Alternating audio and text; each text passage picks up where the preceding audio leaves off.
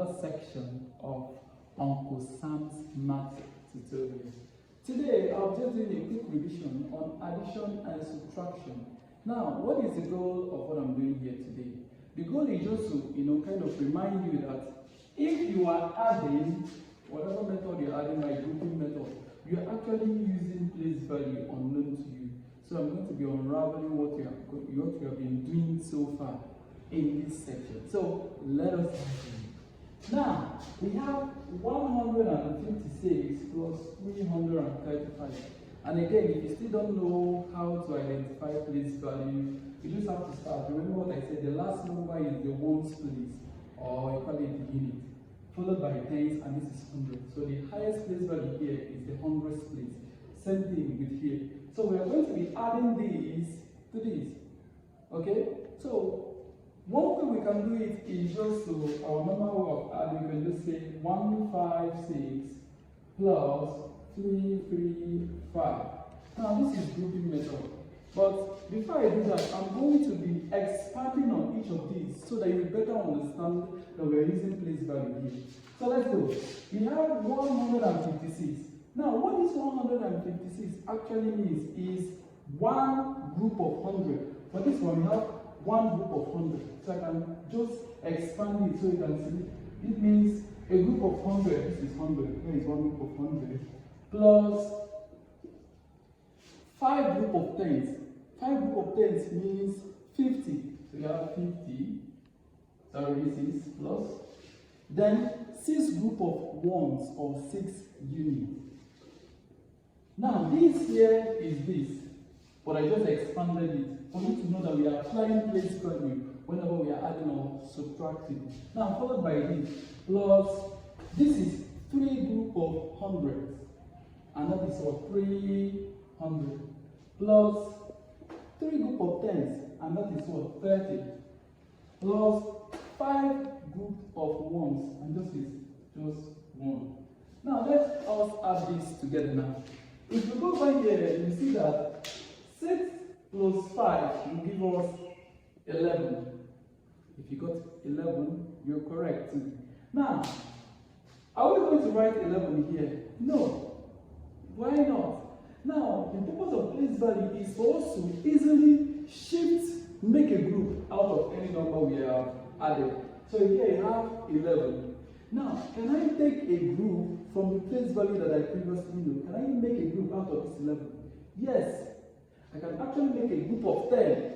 So 11 here actually means 1 10 plus 1 1, which is same thing as well, 10 plus 1. So I have made a group of 10 here. So I'm going to add it over here. Instead of writing it here, no, I'm going to make a group of 10 and push it to the tens place. So here I'm adding 10. So what is remaining now is 1. So I'm going to add the 1 here. Followed by this, now we're over to the tens place. We are done with the ones place. We are now over to the tens place. Now, 1 group of 10 plus 5 group of 10 plus 3 group of 10 is going to give us 9 group of 10, which is sitting as 90. So we have 90 here. Okay? Then here, a group of 100 plus 3 group of 100 is going to give us 4 group of 100. So we have 400. And if you join this together, you're going to have 491. Okay, then if you use the same approach here, now this is the method I was taught back in secondary school. I don't really understand that this is what was being done here.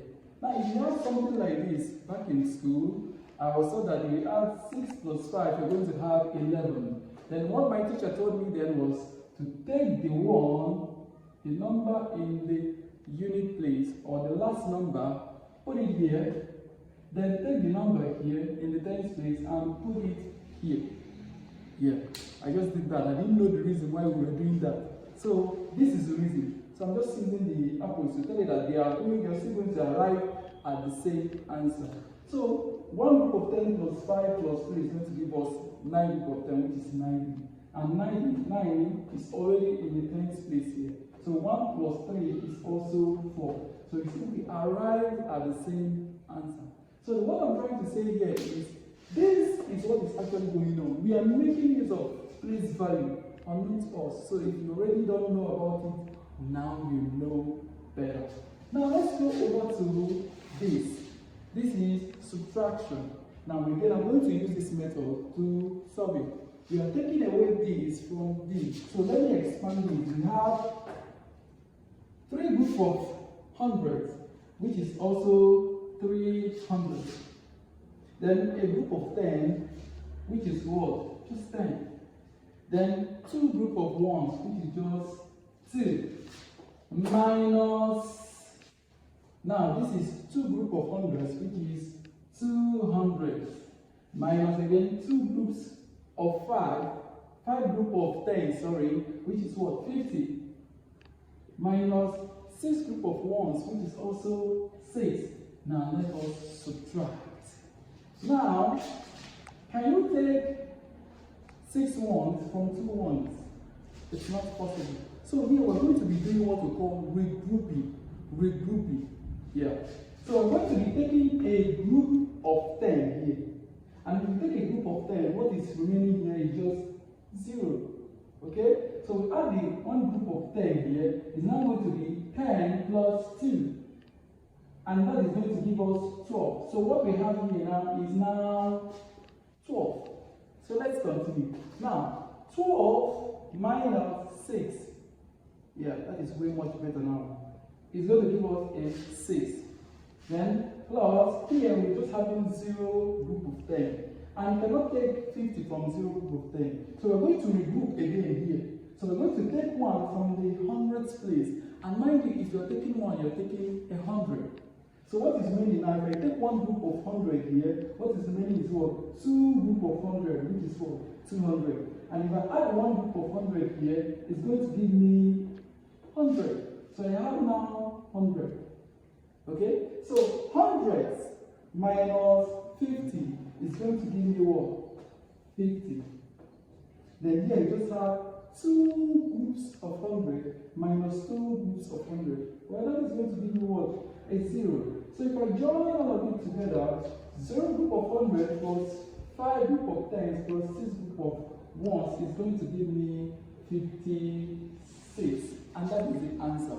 Thank you and see you in the next video. Remember to like, comment and subscribe.